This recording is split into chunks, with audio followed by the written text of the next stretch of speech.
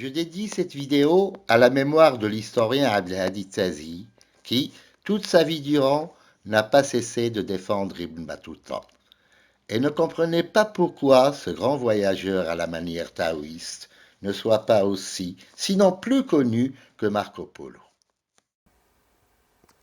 Avant de vous parler de Ibn Battuta, j'aimerais vous raconter une petite histoire qui a été vécue par le grand historien, le savantissime précurseur des sciences sociales, Ibn Khaldoun. Ibn Khaldoun était un homme curieux, un esprit très curieux, et qui était contemporain de Ibn Battuta. Et Ibn Battuta, quand il est arrivé à la cour mérinide, tous les courtisans ne croyaient pas ce qu'il racontait, d'autant plus qu'il n'avait pas consigné sa relation. Il avait commencé par la consigner au début, mais une tempête a fait en sorte qu'il perde totalement ses documents où il consignait son voyage. Et bien sûr, toute la cour mérinide disait que c'était un mystificateur qui ne fait qu'inventer des histoires, que cette histoire de Calcutta avec le chat qui distribue aux pauvres des milliers de sous, c'était pas vrai. Mais Ibn Khaldoun restait quand même sceptique. Et il se demandait, et pourquoi pas? Peut-être que Ibn Battuta dit la vérité. Ces gens n'ont pas à remettre en question toutes ces choses-là. Et puis il s'est dirigé vers son maître, un professeur à lui, qui s'appelle le professeur Al-Abihi. Et il rentre chez lui, il lui dit, « Mon cher professeur, que pensez-vous d'Ibn Battuta ?» Alors Al-Abihi lui dit, « Écoute, ne sois pas comme... je vais te raconter une histoire où un prince a été mis en prison de crainte qu'il ne prenne le pouvoir. Dans les cours orientales, c'est toujours il a été mis en prison avec son fils qui venait de naître. Donc ils étaient en prison et puis on les a oubliés. Le fils qui n'a vécu que quelques mois a grandi toute sa vie dans la prison avec son père. Et on les a complètement oubliés, et un jour, un prince magnanime se rappelle, ce prince qui est en prison, il avait passé 18 ans.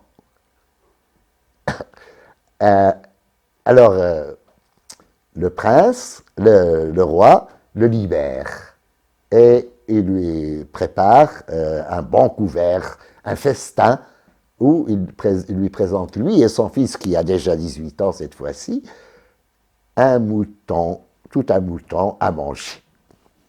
Le fils voit le mouton, il dit à son père, « Qu'est-ce que c'est que ça ?» Et le père qui lui dit, « Mais c'est le mouton, ça !» Il dit, « Ah, c'est comme les rats qu'on mangeait dans la prison ?»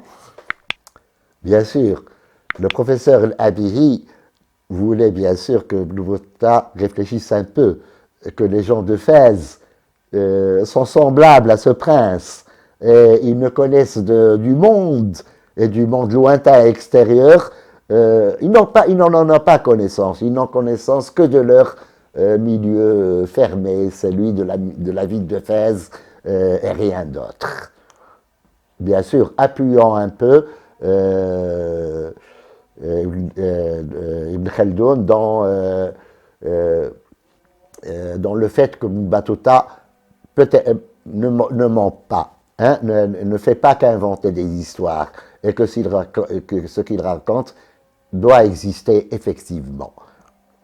Ibn Battuta est né au début du XIVe siècle, 1301 si ma mémoire ne me trompe pas. À l'âge de 18 ans, il décide de faire le voyage à la Mecque. Il part à partir de Tanger. alors, c'est un berbère, on dirait aujourd'hui un amazir, de la tribu de l'Ouata. Il part pour le pèlerinage et ne revient que 27 ans après, à la cour du roi mérinide Abou Aynan, avec tous les souvenirs de son voyage. Un voyage qui a duré un quart de siècle et où il avait parcouru plus de 125 000 kilomètres. La relation, je vous ai parlé au début des doutes de Ibn Khaldoun sur les histoires que Ibn Battah racontait, mais il y avait un autre homme intelligent qui croyait en ce qu'il racontait, c'est le roi mérinide lui-même, Abou Aynan. Et d'ailleurs, il l'avait chargé, 3 ans après son retour de l'Orient, de son voyage, il l'avait chargé d'une ambassade à Tombouctou et une ambassade en Andalousie. Ce qui c'est un bonheur parce que il y a, dans le récit de voyage, dans la relation de voyage, va être complète. Il va y avoir un petit côté européen et l'Afrique aussi. Parce que ce voyage est rapporté aussi dans la Rihla.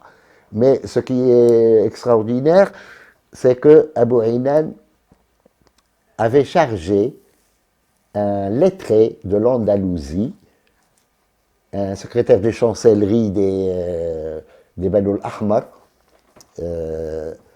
qu'il avait rapporté de Grenade, et Ibn Battuta devait lui raconter, et c'est lui qui a consigné la relation, pour bien sûr maintenir le niveau d'une relation littéraire. En plus, ce lettré pouvait compléter ce que Ibn Battuta avait oublié, pouvait enrichir le texte par des vers de poésie, par des descriptions plus précises, puisées dans d'autres relations, écrites par des lettrés aussi. غتعاود بنفس الترتيب بنفس كل شيء، ولكن انت هائل.